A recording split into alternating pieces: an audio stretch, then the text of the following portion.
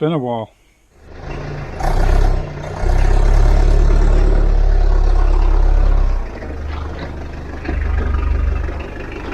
Actually, it's been a bloody long time.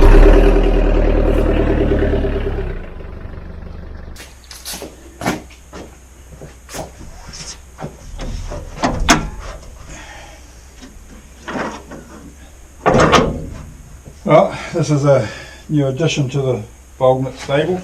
94 Mitsubishi L200. This thing has done 320,000 kilometres. I bought it up in Auckland. Got it for the right price, I think. Bit of buyer's remorse when I first bought it, to be honest. Wasn't too sure whether I'd bought myself a lemon or anything, but we had to change the tail lights because they were bodged. Got a new warrant of fitness, so she's good for 6 months. The question is, will it start? The last time I had it running was 2 weeks ago.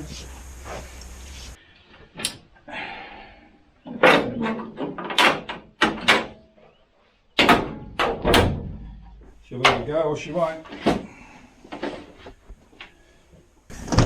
Will it start? Or will it not? We shall see.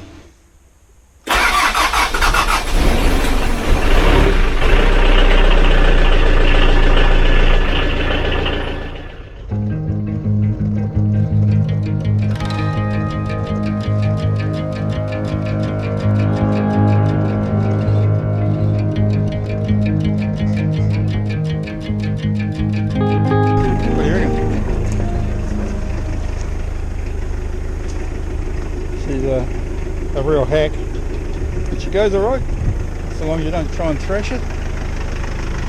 2.5 normally aspirated diesel, so she's certainly not a rocket ship. The whole idea of it for me was that when I come down on the bikes, then I've got 4 wheels to go into town, see the grandkids or whatever. So thought I might just take it for a little spin up the road, warm her up, see how she goes. Want to come? I don't know what that's going to be like, but we'll suck it and see, because nothing succeeds like a budgie.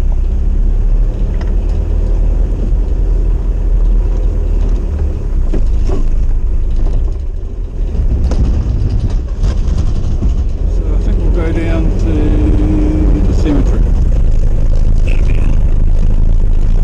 Nice little run through.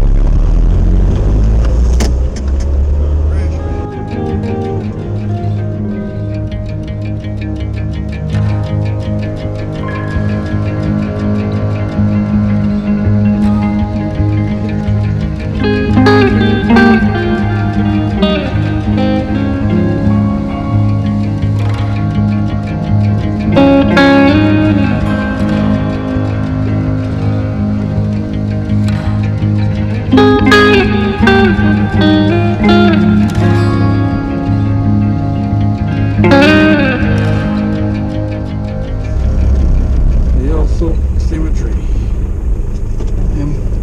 Trish and I have had a wander around in here, trying to have a look at the history of the area and all that sort of thing. There is a grave in there that relates to the original owners of our place.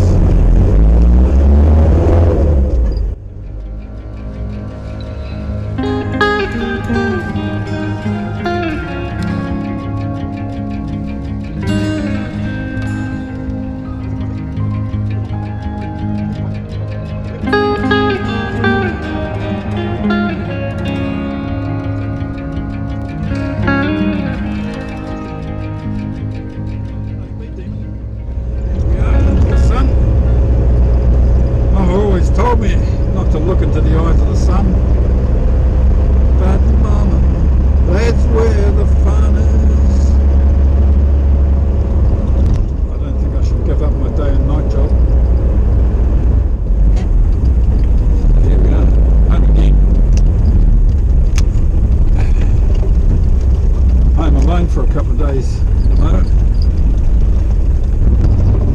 Mrs. V, aka Trisha, is away at some work meeting. So I'm just here to look pretty and look after the animals. Do whatever I like.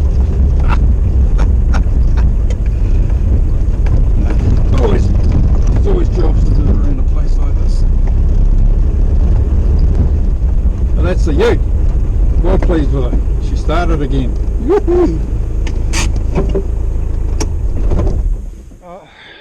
Like I said before, there's always work to do around a place like this. But our main source of heat is wood. So I've just stacked all that wood there for Trish. And in there, apart from the first couple of rows that was left, there's 7 wheelbarrow loads tossed up onto the deck and then stacked. And I need to do some more. But also, because it's this time of year, all the leaves are falling off the trees here, and they make excellent layers in the compost. So we've been here over 12 months now. Those 2 big black things, I showed them once, and we've had one lot of compost out of the far one, and I'm living and learning. Anyway, the trees are falling, the leaves, and I'm raking them up, and we'll gather them all up, take them over there. I did this last year as well, and then as I'm loading stuff into the big compost bins, I put a layer of this over, or a layer of grass clippings, or a layer of whatever, and I ended up with some really nice compost. So we're doing it again, but happiness through hard labour. There's an awful lot of leaves around that from that tree. I've already done a couple of piles and 2 or 3, 4 more to go, and around this beautiful big tree, and that's basically half of them.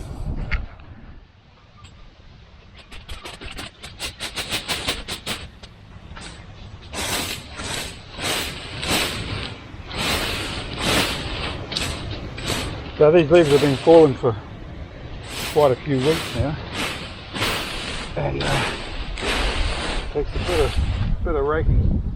The bottom layer is, of course, probably about a month old. I start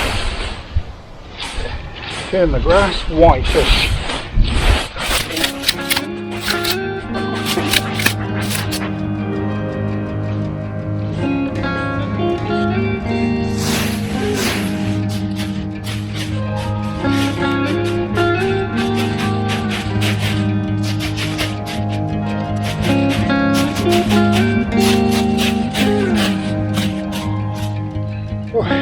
Okay, trick now is to get them all gathered up and into a pile over there.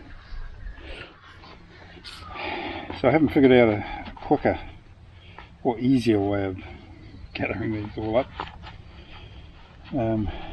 If anybody knows a quicker way, let me know. I just pick them all up, squeeze as much as I can into the wheelbarrow.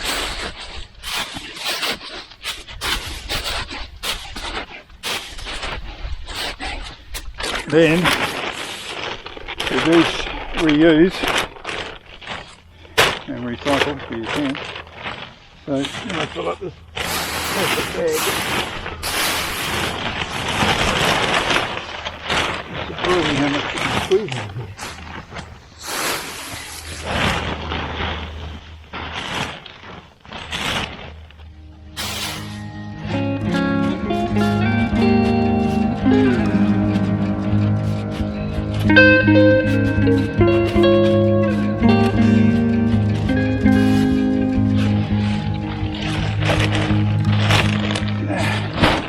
Need to go and get the rope. Stand by.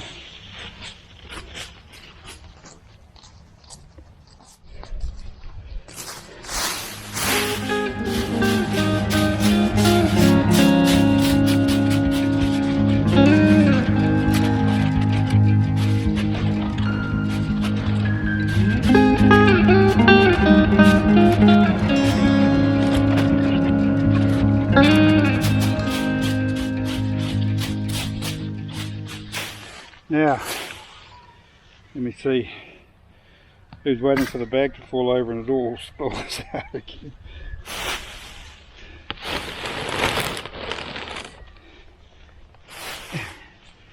It has happened.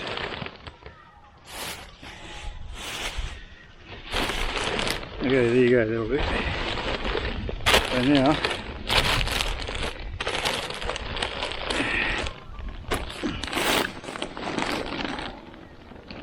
put that all on there. Hope my God it doesn't fall out. There we go. If it wants to. And away we go.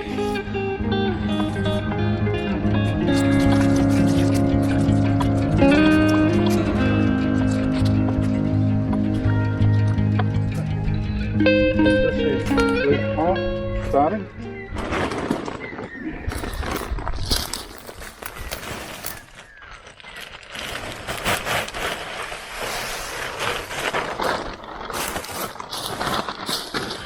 Now this is the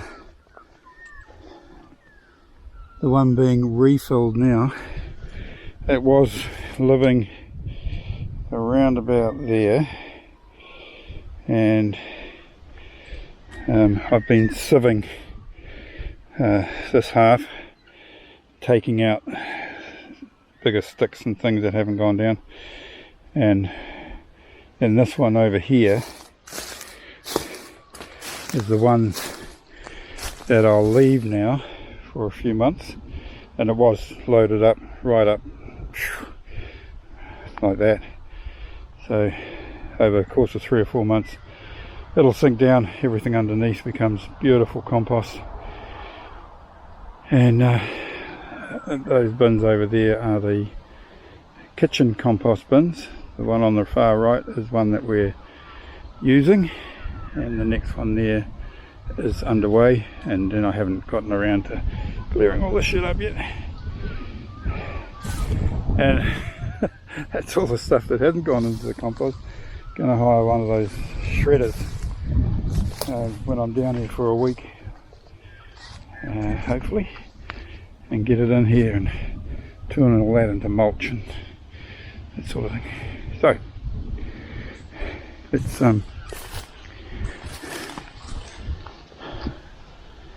where should we put you guys? There you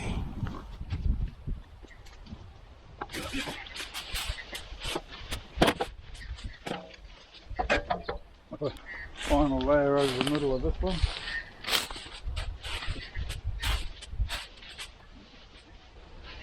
There you go.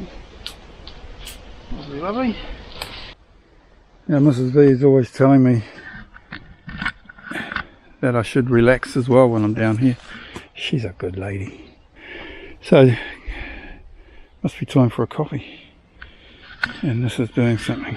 What's it doing? Only 10% battery remaining. Ah, sweet as.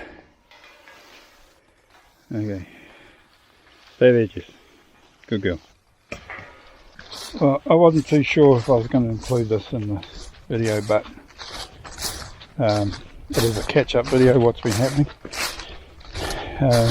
You may recall that we had 2 sheep in here, and a few weeks ago I was doing something out on the, and as I came up there were 2 stray dogs came down, and I called out to them, "Hey, what are you doing? Come on." But as soon as they saw me, it was woohoo, and they buggered off. So they were pretty, you know, timid, or, you know. Anyway, came back a week later, and I hadn't seen the 2 sheep for a while. And then I saw a head from the house over there. I could see a head sticking up like she was sitting down. They often do that. So, and then I saw this one. I don't know if we can see her. That's Barbara up there.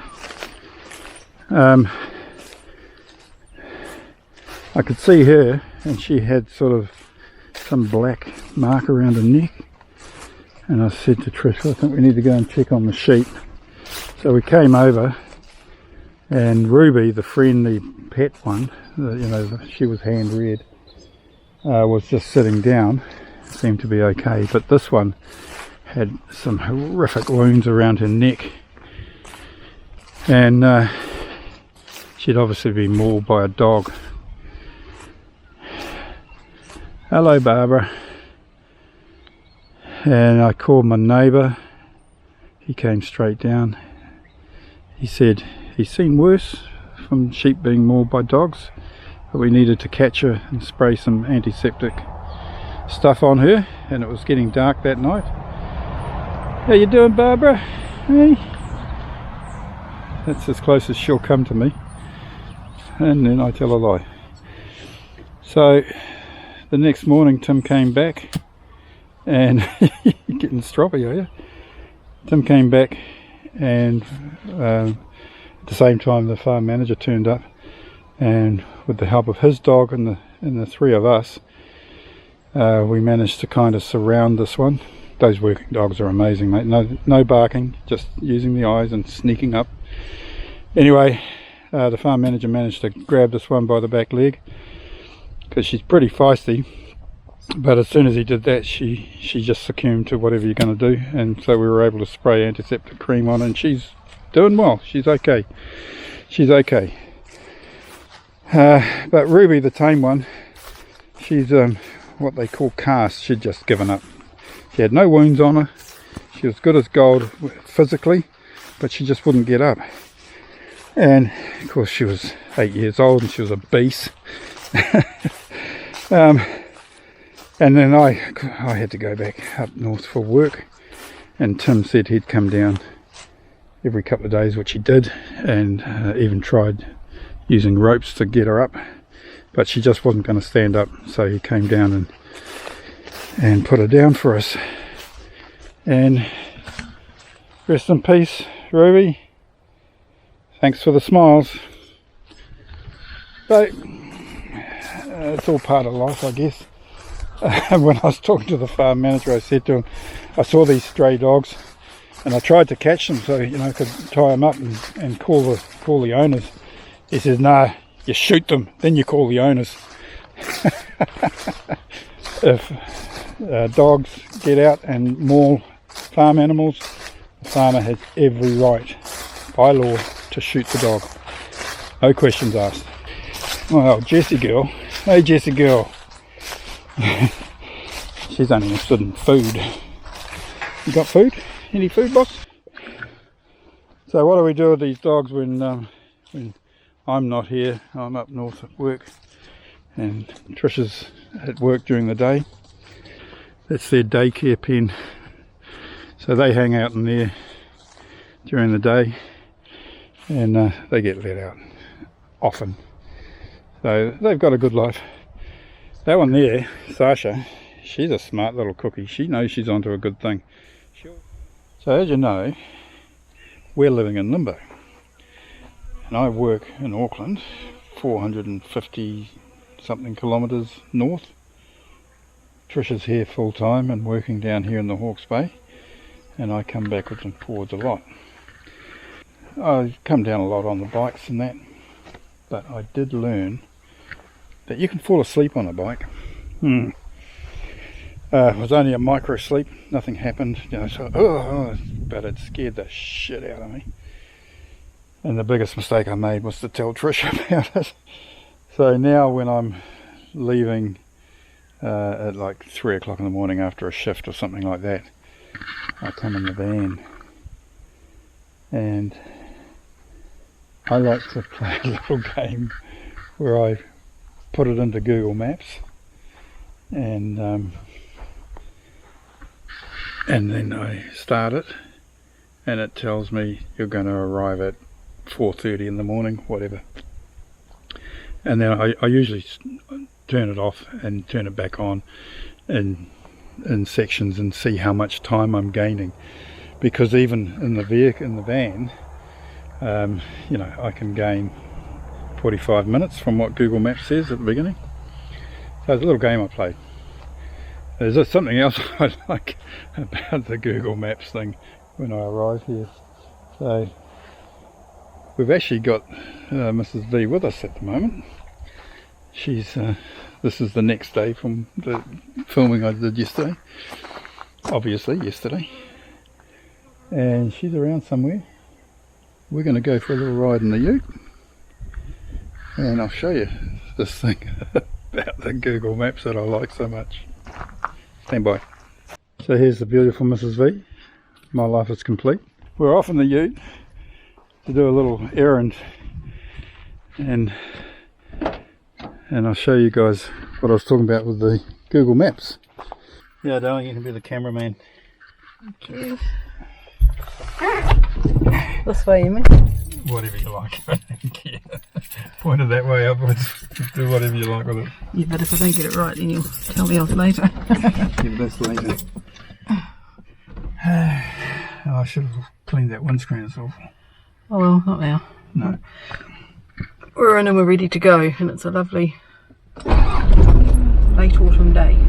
After all that rain and down the South Island, it's still flooding quite majorly. Yeah.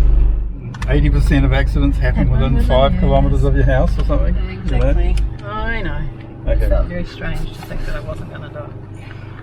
I'm surprised that you would even consider not putting your seatbelt on. It was mainly because I had my hands full. I know we're only just going down the road. Okay. Helps if you put it in gear, right? It does, always. Funny that. Yeah. So this time we're going to head left and head down the road.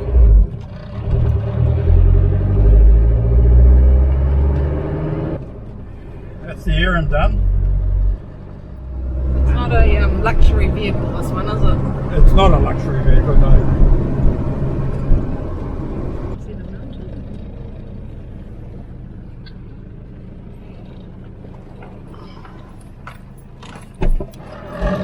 It's turning around. What's that? Serenity, that name of that farm.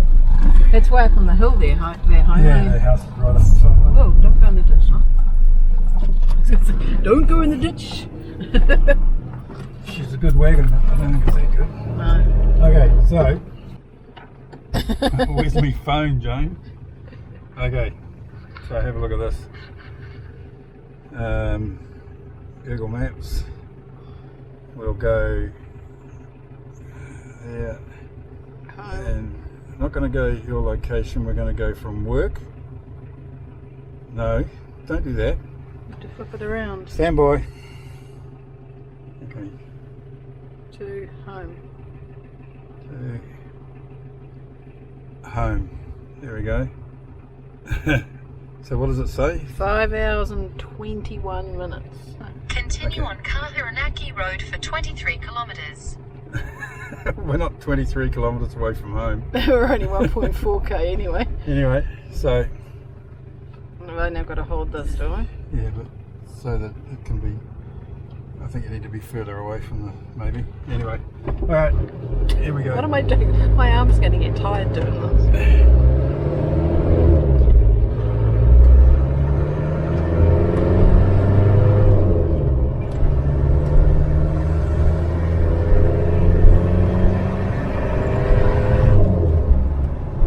So after 5-something hours driving through the night or through the day or whatever, I get to this point and I know I'm nearly home.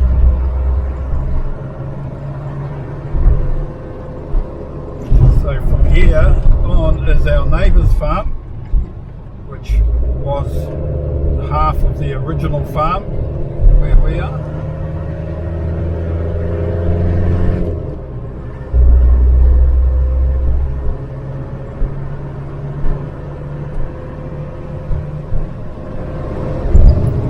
In 600 metres, your destination will be on the right.